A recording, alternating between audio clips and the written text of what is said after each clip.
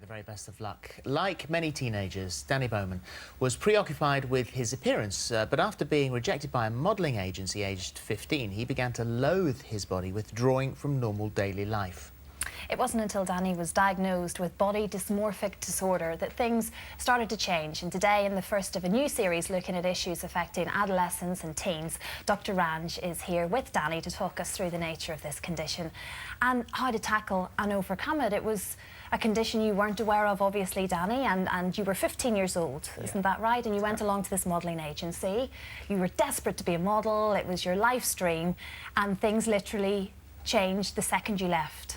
Yeah, I mean, it was all of a sudden, you know, the realisation that I typically wasn't good enough, really, for, you know, the modelling industry. And then that, you know, took a life of its own, in a sense. So there was life before that incident and life after, both very different. Beforehand, were you happy with the way you looked? I think that it was always there, that I was sort of, I had, you know, worries of how I looked like any teenager. Yeah. But I think after that, it sort of grew into something else, which was, you know, a body image problem. But obviously, I didn't know what it was. It happened very quickly afterwards as well, didn't it? It did happen very quickly. I withdrew from school 2 weeks after it. And also on top of that, sort of shut myself away, sometimes looking 10 hours up in the mirror, you know, taking pictures of myself, you know, 60 pictures a day, then putting face creams on and then looking again. You know, it completely controlled my entire life. So. Was there part of you at any point wanting to stop? Were you aware of what you were doing, or was it just this obsession that you had no control over? I think it just took a life of its own. I think it got past a certain point, and then I was, you know, literally that was my day-to-day living, so I didn't really know what else to do. What about the reaction from those around you?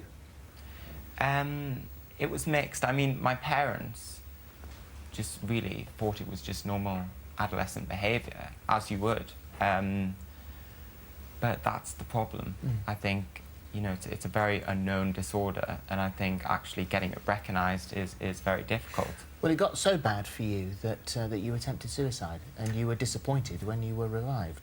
Yes, I remember actually being really angry at my parents for finding me for that, because I just wanted, you know, to get rid of all the hurt. What was the final straw?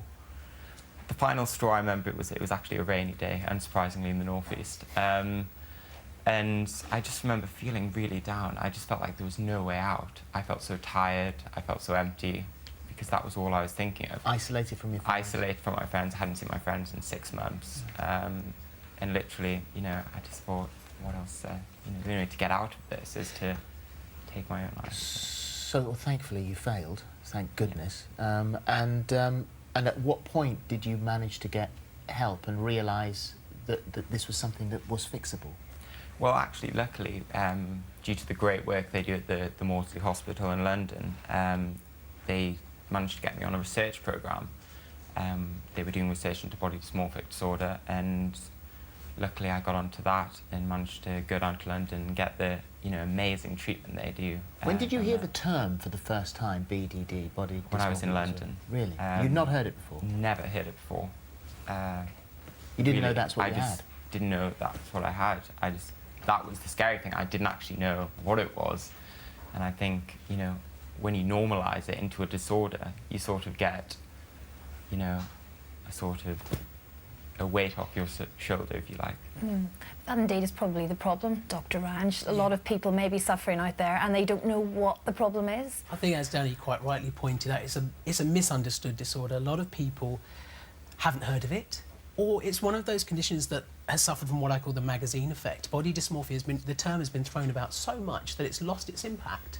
And in fact, body dysmorphic disorder is a very real disorder and can have very real consequences, or potential consequences.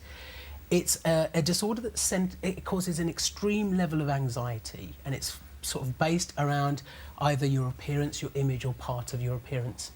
And it's almost where you get this sort of overreaction to either what someone will perceive as a relatively minor flaw, or something that is entirely imagined, but obviously is very real to the sufferer. Features of it might include things like spending an excessive amount of time analysing yourself, looking in mirrors, or even avoiding them altogether, spending a lot of time trying to correct that perceived defect. And it can get so bad as to the point where you isolate yourself. It takes over your life, takes over your relationships. It causes feelings of shame and guilt. It can be associated with other mental health problems alongside it, or can lead to them, like OCD, depression, anxiety, social phobia. And when it gets really, really bad, as Danny's story sort of exemplifies, is that you can start having suicidal thoughts. And at that point, it becomes life-threatening. You are in a very, very different place now. Yeah. How did you get there? What was the treatment? Well, the treatment was sort of a very severe treatment, if you like. They did CBT. Cognitive behavioural therapy, yeah. And they worked with that, but actually what they tried to do is put you in, the most severe situation which you wouldn't want to be in, like walking down a London high street with spots drawn on your face, which was a very interesting experience. And did anyone take any notice? Not really, actually, no. You got a couple of funny looks, but it didn't feel like looks of... Yeah. And actually, when you realise that people genuinely, don't actually look at you that closely, you actually feel more comfortable in yourself.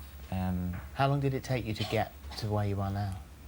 Probably a good year. Really?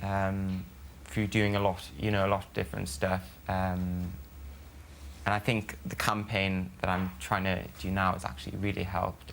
Fixers, which is a fantastic charity which lets young people have a voice.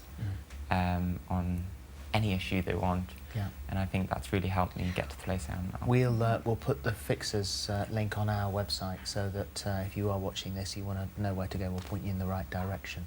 What do you ask yourself? What questions do you ask yourself if you think you might be struggling? I think that anyone that's watching this and thinks, hang on a second, I feel like that sometimes. I think it's important to realise we all feel like that to some extent temporarily, especially at this time of year. It's the New Year's and everyone's making lots of resolutions. But the difference is that, is it a persistent thing? Do you have part of your body or part of your appearance that disgusts you and you feel is abnormal? Do you spend a lot of time analysing or scrutinising it? Do you spend a lot of time trying to fix it? Do you feel that other people look at you and are disgusted by it, or does that make you feel uncomfortable in social situations, and is it having a significant impact on your life and relationships? If you're answering yes to all or most of those questions, maybe you do need to just go and speak to someone or seek some help and see if body dysmorphia or body dysmorphic disorder is something that needs to be considered. It's one of those things also, I think you have to point out that it could be easily confused with vanity. This has got nothing to do with vanity. It's one of the big myths around BDD. Yeah. People think it's just vain behaviour. Actually, it's a very secretive behaviour. Vanity isn't secretive. And it can range from mild to quite severe. It can affect boys as well as girls, even though it tends to affect girls. It's not something you can just snap out of, which a lot of people think, oh, get over it, it's just vanity. And as Danny's story shows, it can be serious and actually can have very harmful consequences. And that's why it's important for people to seek help. And there is help out there. There are programmes, and there's lots of other things you can do if you don't get onto one of those programmes. We'll put all of that information on the website. Thank you, Danny. Thank you very much indeed for coming in. Danny. Thanks, Ranj. Yeah, that's great. Yeah, loads on our website. We're taking a short break now. We'll see you shortly.